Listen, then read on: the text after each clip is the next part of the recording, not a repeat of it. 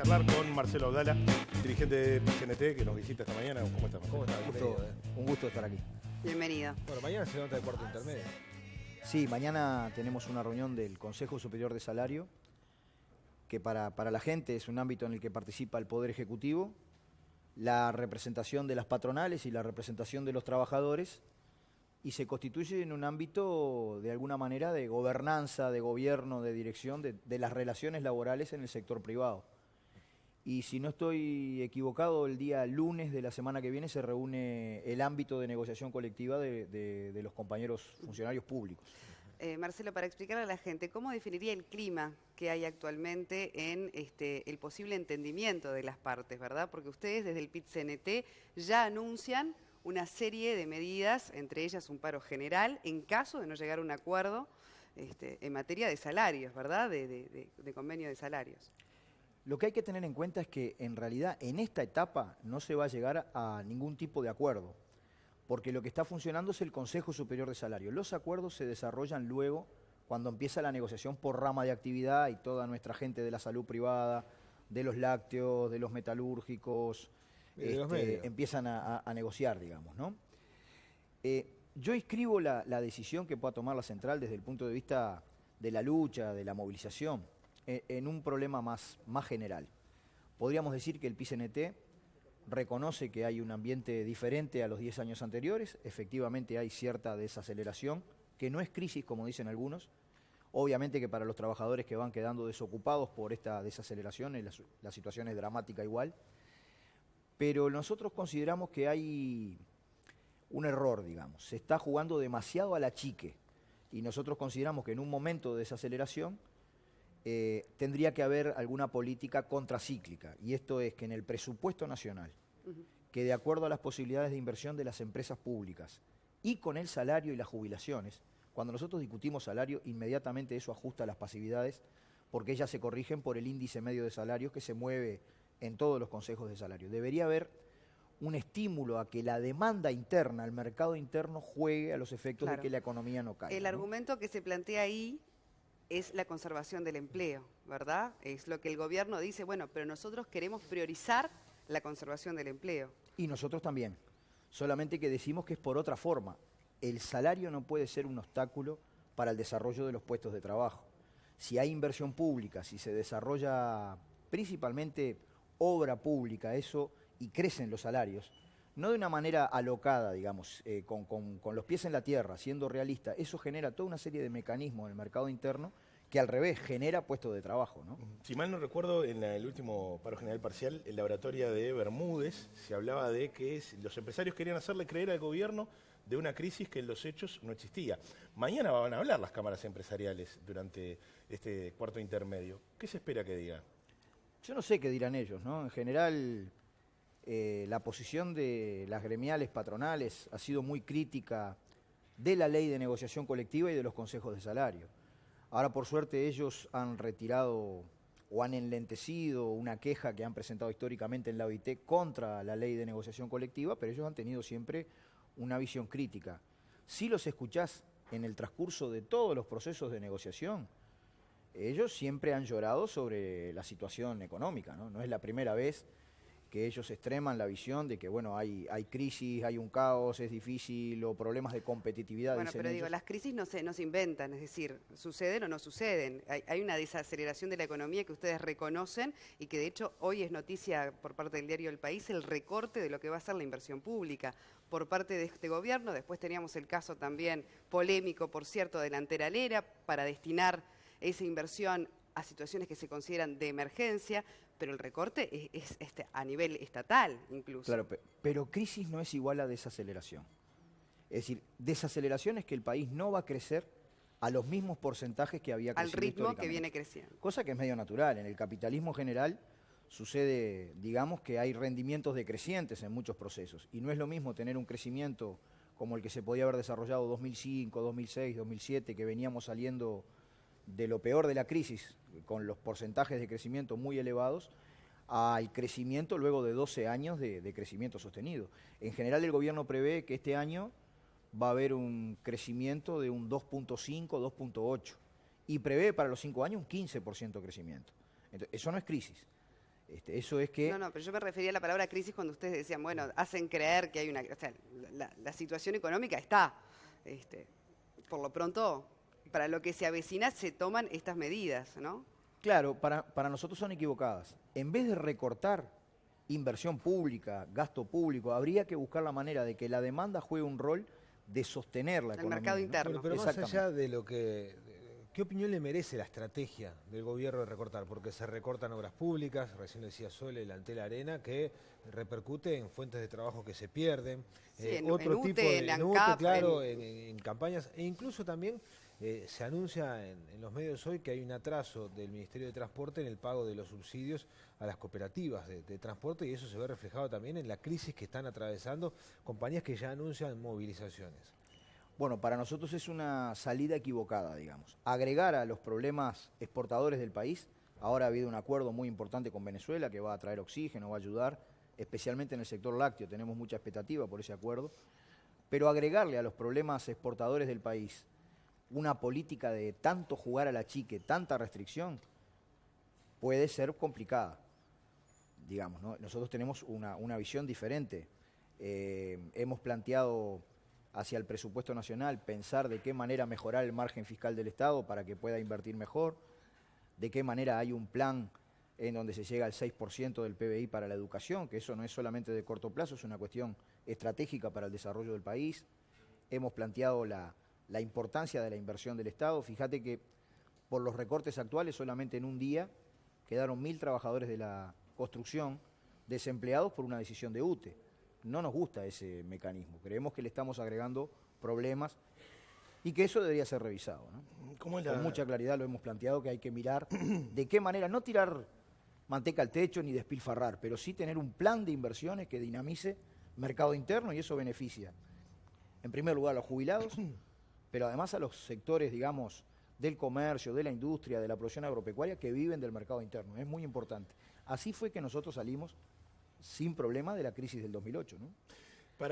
Cuando arranca la gestión de Tabaré Vázquez, no hubo ninguna voz muy afín, por ejemplo, a la concreción del proyecto Antel Arena. De hecho, en varias medidas pareciera que la nueva gestión trata de desmarcarse de la gestión anterior. ¿Cómo está la relación actual de la central con este gobierno, con el nuevo ministro de Trabajo, también con Juan Castillo, que actualmente ocupa un cargo dentro del gobierno cuando fue parte del secretariado ejecutivo del PIT-CNT durante mucho tiempo? Es una relación muy correcta. Que tengamos diferencias políticas no significa que haya una mala relación. Yo siempre digo, cada vez que el Poder Ejecutivo necesita hablar con el movimiento sindical, eso está a la orden, y al revés es lo mismo, ¿no? Tenemos diferencias en este enfoque de jugar a la chique cuando lo que se precisa es ubicar más inversión y trabajo, y tenemos diferencias con los criterios que ha presentado el Poder Ejecutivo en los consejos de salario. ¿Diferencias que ya sabían que iban a surgir antes de que asumiera Vázquez? No, nosotros... ¿No? ¿Esperaban otra cosa? Sobre los criterios del Poder Ejecutivo en la negociación colectiva hubo toda una polémica previa sobre la famosa desindexación, que es desconectar la evolución salarial de los precios, de la inflación, pero en realidad nosotros conocimos los criterios del Poder Ejecutivo cuando el Poder Ejecutivo los anunció públicamente a la salida del Consejo de Ministros el lunes pasado, ¿no? Y a nosotros nos parece que son pautas equivocadas, porque no garantizan mantener el poder de compra de los salarios, que es lo que a nosotros nos interesa, porque tampoco asocian la posibilidad de la evolución salarial al desarrollo de la economía, ¿no?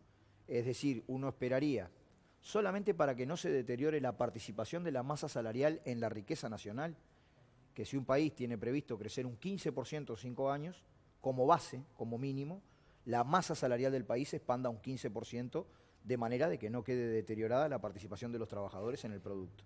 Estos criterios son otra cosa, los hemos criticado públicamente, y efectivamente esperemos que pueda haber alguna flexibilización de los mismos, porque si no, nosotros ya sabemos cuál es la película, digamos. Están estos criterios.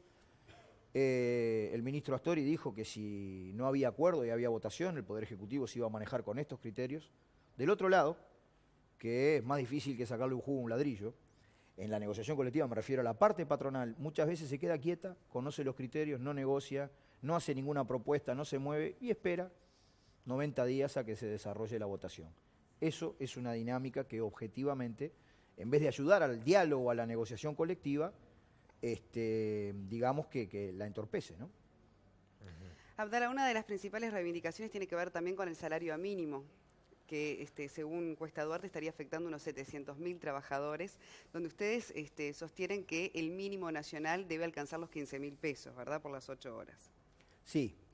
Es cierto que en los criterios que ha presentado el Poder Ejecutivo, tanto el salario mínimo nacional como los salarios inferiores a 14.000 pesos tienen ahí alguna evolución diferenciada, digamos, con respecto a la totalidad de los salarios. Pero a nosotros nos parece que es todavía muy insuficiente esa propuesta. En algunos cálculos que nosotros hicimos, un trabajador con esta propuesta puede llegar a percibir 300 pesos más por mes.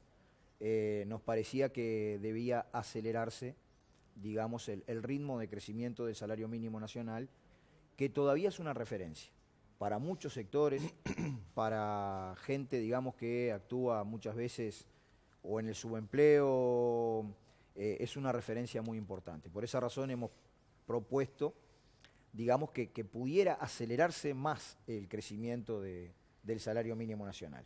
Y en estas condiciones, esto es muy importante, el Poder Ejecutivo había anunciado la convocatoria a un diálogo social que ellos estarían pensando convocarlo en septiembre. Nosotros acá estamos diciendo, bueno, hay desaceleración. En algunos sectores hay problemas importantes. Tenemos la discusión de la negociación colectiva, tenemos el presupuesto nacional. Nosotros decimos que el Estado debe cumplir un rol importante para dinamizar la economía a través de su inversión.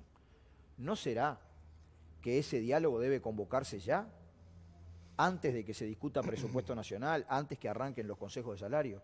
Tal vez una de las propuestas que puede hacer el PICNT, ya que tenemos algunas dificultades y hay que afinar un poco el rumbo del país, que se convoque de inmediato ese diálogo social para que así se generen acuerdos, consensos, en fin, que ayuden a la situación del país, ¿no? Suponiendo que las pautas no cambian de acuerdo a lo ya anunciado. Ya hablamos de algunas medidas y de algunos anuncios, pero bueno, ¿cuál va a ser durante el proceso de negociación colectiva las movidas que va a proponer la central? Bueno, la central va a considerar un plan de lucha, un plan de acción ahora el jueves de esta semana, ¿no? Que no es un paro de 24 horas en seco, digamos. La idea, en primer lugar, es poder tener un diálogo con todos los trabajadores a nivel nacional, una red muy grande de asambleas en los lugares de trabajo, con un material que elaboraría la central para buscar que sea considerado, digamos. Luego nosotros vamos a ir, hoy tenemos una reunión con la Organización Nacional de Jubilados y Pensionistas del Uruguay, que son socios nuestros directos en los consejos de salario, por razón de que si aumentan los salarios, crece el índice medio de salarios y en enero ellos ajustan mejor. Pero vamos a ir a un diálogo con los vecinos, con los comerciantes, con los industriales, con los productores agropecuarios, de modo que las propuestas de la central también estén avaladas, acompañadas por el cariño de las grandes mayorías nacionales. Y luego de eso, estamos pensando en una acción importante que hoy no descarta un paro de 24 horas, pero que bueno, tenemos que afinarla en función de la opinión de los gremios. Otro tema polémico fue el de la productividad también, ¿no? Que se puso sobre la mesa y generó voces opuestas. ¿En qué va a terminar eso? ¿Es viable? ¿Es aplicable?